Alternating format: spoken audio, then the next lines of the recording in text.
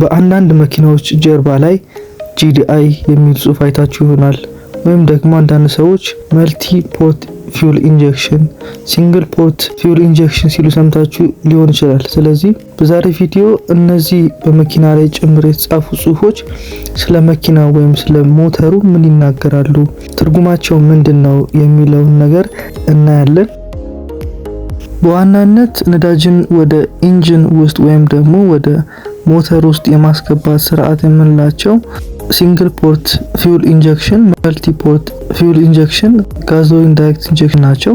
እነዚህ የፊውልን ወደ ኢንጂን የማስገባት ስርዓቶች በጊዜ ሂደት እየተሻሉ የመጡና በሂደት የመጡ ናቸው።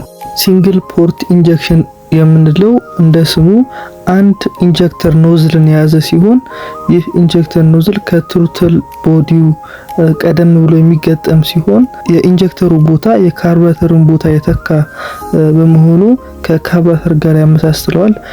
ይህ ሲንግል ፖርት ኢንጀክሽን የምንለው ትሩትሉ በሚከፈትበት ሰዓት ከአንዷ ኢንጀክተር ኖዝል የወጣው ነዳጅ ለአራቱም ሲሊንደሮች ነዳጅ የማቀበል ስርዓትን ይሰራል ማለት ነው። ሌላው ከሲንግል ፖርት ኢንጀክሽን በኋላ የመጣው ደግሞ መልቲ ፖርት ፊውል ኢንጀክሽን ነው። ይህ ደግሞ እያንዳንዱ ሲሊንደር ውስጥ ነዳጅን የሚረጭ ሲሆን ኢንጀክተሮቹ የሚታሰሩት ከኢንቴክ ቫልቭ ስር ይሆናል ማለት ነው። ስለዚህ ኢንቴክ ቫልቭ በሚከፈትበት ጊዜ ላይ ፊውሉ ኢንጀክት ይደረጋል። ይህ መልቲ ፖርት ፊውል ኢንጀክሽን እንለዋለን ማለት ነው።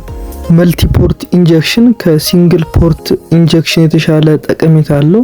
ምክንያቱም እያንዳንዱ ሲሊንደር በሰዓቱ ነዳጅ ስለሚያገኝ ሞተሩ የተሻለ ቅልጥፍና ወይም ደግሞ ፐርፎርማንሱ የተሻለ ይሆናል።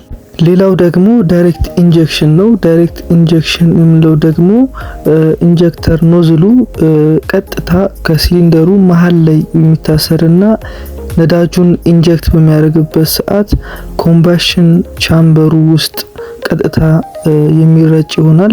ይህ ደግሞ ነዳጁ በስነ ስርዓት ፍጹም በሆነ ሁኔታ እንዲሰራጭ ያደርገዋል ማለት ነው።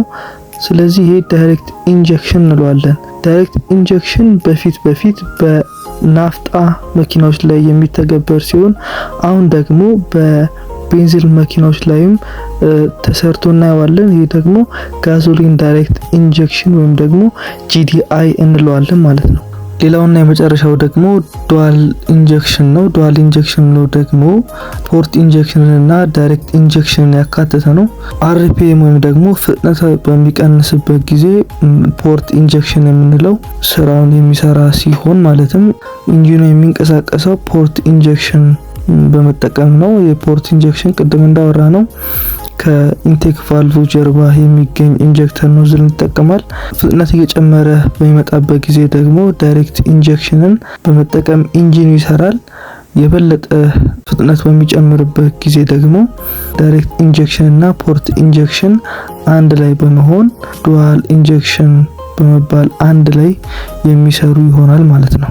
ስለ ኢንጀክሽን ሲስተም ታይፖች ያየነው ይህን ይመስላል። ይህንን ቪዲዮ ከወደዳችሁት ሼር ማድረጋችሁ እንዳትረሱ። በተጨማሪ ደግሞ ይህንን ቪዲዮ ላይክ አድርጉ። እንዲሁም ቤተሰብ ለመሆን ደግሞ ሰብስክራይብ ማድረጋችሁን እንዳትረሱ። እንደዚህ አይነት ጠቃሚ ቪዲዮ ታገኛላችሁ። በሌላ አስተማሪ ቪዲዮ እስከምንገናኝ ድረስ ባይ ባይ።